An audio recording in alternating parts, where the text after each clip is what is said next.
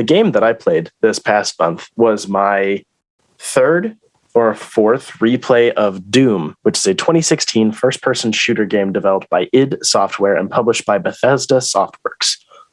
It is the first major installment in the Doom series since 2004's Doom 3. Players take the role of an unnamed space marine known as the, quote, Doom Slayer. Little pretentious, don't you think? In the first age, in the first battle, when the shadows first lengthened, one stood. He chose the path of perpetual torment. In his ravenous hatred, he found no peace, and with boiling blood, he scoured the umbral plains, seeking vengeance against the Dark Lords who had wronged him. And those that tasted the bite of his sword named him the Doom Slayer. As he battles demonic forces from hell that have been unleashed by the Union Aerospace Corporation with their energy mining facility on Mars. The gameplay returns to a faster paced with more open-ended levels, closer to the first two games than the slower survival horror approach of Doom 3. It features environmental traversal, character upgrades, and the ability to perform executions known as glory kills. Okay, so this is a game. It's pretty cool. So wow, I know. Solid review. This has been talked, I would say, not to death. Doom 2016 was a sleeper hit at first for like 5 minutes, and then it somewhat helped reinvigorate the first-person shooter genre. This came out in a period of time where this was peak advanced mobility. Call of Duty. Mission failed. We'll get them next time. This came out at a time where games were focusing a lot more on gimmicks for their movement systems and were becoming excessively repetitive and copy-paste, blah, blah, blah. This game comes out. It features platforming. It doesn't have a sprint option. It has a massive arsenal of weapons, which are all toggled through a wheel rather than the classic two-gun system, which was introduced by Halo Combat Evolved. And it just blows everything else out of the water. It's received extremely well by critics, fans, and makes a butt ton of money. It gets back to the core of what makes the first two games so special and what kind of made the third game really dumb. Is as during the announcement of this game, Doom is about moving really fast, killing demons, and big fucking guns. That's really it. Doom is pretty simplistic in its design, as well as its aesthetic and lore. You can do a lot with it. It's a pretty open platform. It's just, you are fast, you use big guns that do weird things, and you kill demons. Gameplay design-wise, Doom has always had a history of, I would say, one of the first games to, technically be a 3D first-person shooter, but also have the individual enemy AI combatants be more like chess pieces. This is an analogy that's been used to death, I know, but it is true. Doom started, and then most people would argue, myself included, that Halo continued on, and a lot of games have lost since then the ability to have individual characters as AI opponents that actually serve a specific role in the battlefield, aside from running in, hiding behind cover, randomly shooting, and that's it. It has a very dynamic AI system. They all have different reactions, and each individual type of enemy has its own unique weaknesses in terms of weapon damage type. They have different movement patterns, different attack speeds patterns. They make unique noises. You can hear them from far away, and so on. They all have a specific role. And then if you put them in a level, whether you're talking about they're already placed or if they spawn or whatever, they act as more like chess pieces rather than playing checkers, which is what basically every modern shooter is at this point, is just playing checkers with pieces that are basically the same thing. They come in, you can funnel them into a room, just obliterate the crap out of them, whatever. They're boring. Versus playing with more like chess pieces, this piece goes here, it serves this role, it can move this way, and it does this, and whatever. And that makes for extremely invigorating gameplay. And that's why I still play the original Doom games. And then Doom, for Doom 2016, whatever you want to call it, comes around and is like, so we're going to do that, but heavy metal as fuck. And then they did it successfully. So the story is really simple. It's basically you are the Doomslayer. You're a dude in a crypt. You don't know why. You wake up, you start punching demons. That's literally it. As the game goes on, you find out a little bit more about why your character was placed in this crypt. You get some cool audio logs and stuff like that with some epic voiceover. And then the primary plot just being stopping the invasion on Mars, pretty much. You're in a couple of facilities, you bump into hell for a couple of minutes, and you kill demons, destroy demon cores and spawners, and figure out what the hell this corporation did to be dumb. I know, corporations being dumb and evil. What a surprise. So story is super simple. I really enjoy it. I think it has enough of a thematic edge to it in terms of its very sparing use of taking away player control. Generally speaking, I would prefer in most of my games to have a quick time event for, I don't know, opening a door or something rather than just a small cutscene. But this game utilizes those very small in-engine cutscenes extremely well. Doom Guy has a personality, basically just being completely unstoppable rage, and that's about it. So it's portrayed really well through the cinematics, how he interacts with people, doesn't speak, so that helps. And just, I don't know, there's these little things. He's grabbing an upgrade from a robot, like a drone. And then instead of just taking it, he just grabs it and then punches it so it lets go. And like the drone spins out and crashes. It's so extra, but it's really cool. Aesthetics, personally, are where this game really, really gets me. It's phenomenal. It's aged beautifully. My most recent playthrough was on a Series X on a 4K monitor at 60 FPS. And oh my gosh, this thing is gorgeous. The textures are amazing. I've felt almost nothing at all level design wise or textures or whatever were repetitive.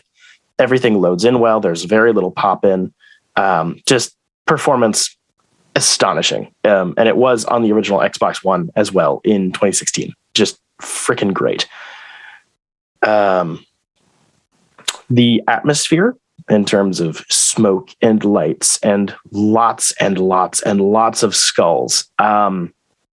This reminds me, particularly when you go to hell or very infested areas, it reminds me of the Flood from Halo. I know, I can't shut up. But it has a similar type of feel when you go into particularly High Charity. But if you go basically anywhere in Halo that's a flood-related level, you just have biomass like everywhere. It's just piled up in the corridors and outside. There are bodies around everywhere. It's like that, but it's red and bloody. And they make moaning noises even though there's nothing around, and there's entrails hanging from the ceilings. It's just disgusting and awesome. Just general aesthetic is great. It's very tidy, which sounds weird as I'm describing guts and glory. It's tidy in its presentation. There's not a lot of meat. It's all meat with like no fat on its cutscenes, which are all in-engine. Thank God, in-engine cutscenes are perfect. As well as just general level design. It's not linear per se. It is somewhat open, but it doesn't feel like they just said, let's slap another enemy spawner here, or let's put 10 extra corridors you have to walk through so it's technically open. Like, it genuinely feels like they said, here's a path you can take, here's another path you can take, and then we got some stuff in the middle to find collectibles and whatever. And I really liked that. I was able to find all the collectibles in this game without a guide, which for me, as a collectible junkie, is pretty rare because I have a problem where I just go to the guide because I don't want to spend 18 hours on like one collectible. But this game hides everything very well. There are very few, not exploits, but like cheesing of mechanics to try to get to stuff. It's all very well placed. The toys or dolls or whatever you want to call them are really cute. They also play the classic Doom music whenever you pick them up. That's great. Absolute gold. It just feels nice when you're rewarded for putting in the effort and you find the collectibles. Like, every once in a while, I'll miss one or two, and that's really frustrating. But we don't want intricate 30 steps to find the hidden secret thing. Like, it doesn't have to be crazy hard. Just give us a nice little reward for looking around and enjoying your world. Yep. The only things that get anywhere near that complicated are the secret level doors. Those are a bitch because I don't look for those. So that just gets to be hard. Trying to find a switch in a level somewhere that blends into the environment really well. And then you got to find the door later. It's a pain. But I don't know. It never feels like, in terms of the doors, it doesn't feel like I walked by this already and then they like spawned it in after I walked by and then I have to backtrack to find it. It's like, no, I think I did genuinely just miss that because I'm stupid. The amount of collectibles is very well balanced. It feels good to explore. A total playthrough for me for 100% took, I think, about 20 hours the first couple of times. And then this last one, I was just playing on a harder difficulty and doing a semi speed run. It took like 10 to do all the levels. It's a good chunk of game. It's not too much. It has a lot in terms of replay value, whether that be finding collectibles. Gameplay scenarios don't play out the same whenever you switch around your weapons or you do different kills to find, whatever. It's very replay heavy, which is very nice, but it doesn't feel like you missed out if you just sped through it either, which I think is something that a lot of games are currently having problems with, is they expect you to do 4 playthroughs to find everything. And that's fine, but it makes your first 1 or 2 feel really cheap. Versus this is like, you don't have to find anything. You can just play it. The story is cool. The gameplay is fun. Or if you want to explore and dick around trying to find collectibles, you can do that. And you can probably get them all fairly easily in the first playthrough or 2. Again, with the atmosphere, I will not rant about Mick Gordon being sent from the heavens or probably more from the depths of hell. Even though he deserves it. Yeah, he does. This soundtrack is astonishingly good. It reincorporates a little bit of the classic music in terms of it'll take like a leitmotif or a theme, and then it'll stretch it out and then change the instrumentation and then like invert it or whatever. It's very homage-y stuff. You would, if you're not like a diehard fan of the original music, you wouldn't pick up on it. It's very Easter eggy, using the materials from before to build something new, which I really appreciate. It also just sounds like this was made with one dude, like 3 guitars, probably a drum kit on his computer and like a chainsaw. And I really like that. It feels very one-minded. It's not repetitive in the slightest. It's also dynamic in its instrumentation inside the game, which is something that Marty O'Donnell kind of mastered, 20 years ago, is having tracks that can play for, 8 minutes or whatever, but depending on your gameplay scenario, it'll fade in and out to other tracks, and it's almost always fairly seamless. You don't get repetitive music. It doesn't feel like, wow, the music's still going. Like if the music's boring, it'll just stop and you'll have silence for a minute or 2. And that's really cool. Also just a banger to listen to on its own, especially when it's spliced in with a lot of the voiceover from the audio logs on a disc. It's so good.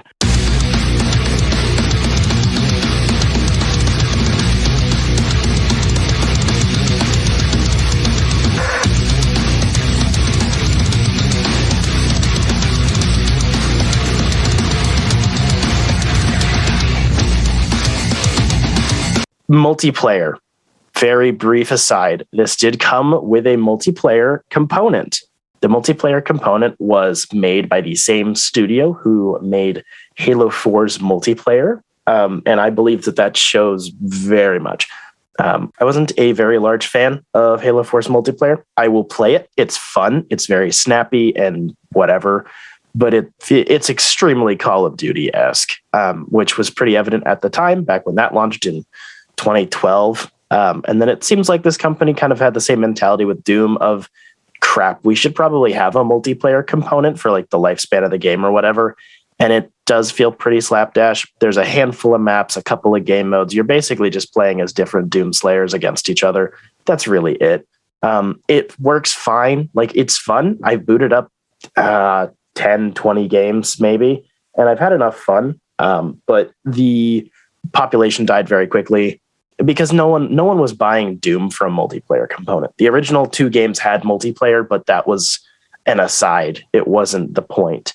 I think the same logic extended here. It's fine. And then the snap map feature, which is basically Forge, but cool. I love Forge from Halo. And no, the analogies will never stop. These 2 games are very interlinked. I got that. I got an interlinked medal playing Halo Infinite last night. Aww. I was dying. I don't even know what it means, but I was wishing Colin was there. That's nice. Snap map allows you to create your own maps. Who would have guessed it? And game modes. So you can construct rooms, hallways, corridors, spawners, enemy behavior, weapon pads, all sorts of stuff. It's great, honestly. I had put together a few things, aside from just the fact that I wanted the achievements. I didn't really have anyone to play anything with because the multiplayer is dead now, and no one really plays this at this point in time. Whatever. But I made a few things. It was fun. It works well. It doesn't, crash your game or whatever, which a lot of map designer programs can do. They just overload the whole system. It worked well. It was very clearly a passion project. It was extremely well polished. So it was definitely something they wanted to do. And I really appreciate that.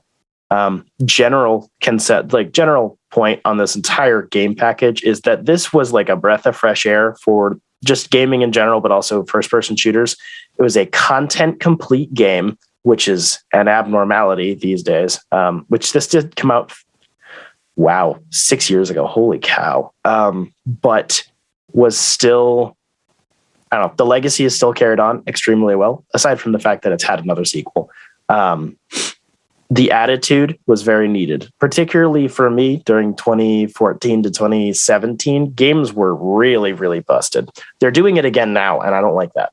But all the games I wanted to buy then have 5 DLC packs, 10 map packs, microtransactions, loot boxes, when we had to deal with that. And this game just comes in. It's $60. It's a whole package. There's no DLC. There's no internal currency, nothing. Just one game. And that was freaking awesome. I purchased this originally in, I think, 2017 or so for like $40. I have since sold it and repurchased it. Don't ask why. I'm an idiot. My most recent purchase was used at a game store for about $20, $25. And I would buy this for full price today. I don't care. Yep. This game is gold. No real qualms with it. I wish it was a little longer. I wish the story didn't end on a cliffhanger, but that's about it. Like, everything else is just great. Have you played Quake Champions? Yes. Ooh. And how does that compare to Doom multiplayer, in your opinion? I don't know. It's been a while. There's no something in my brain is telling me that there's something there, but I'm also dumb. Why? I just recently watched a YouTube video, and it was trying to make the point that Bethesda was trying or set out or had to make it Doom's multiplayer distinguishable from Quake because they had just released Quake Champions. So it couldn't just be copy and paste Quake Champions into the Doom disc. It had to be something else.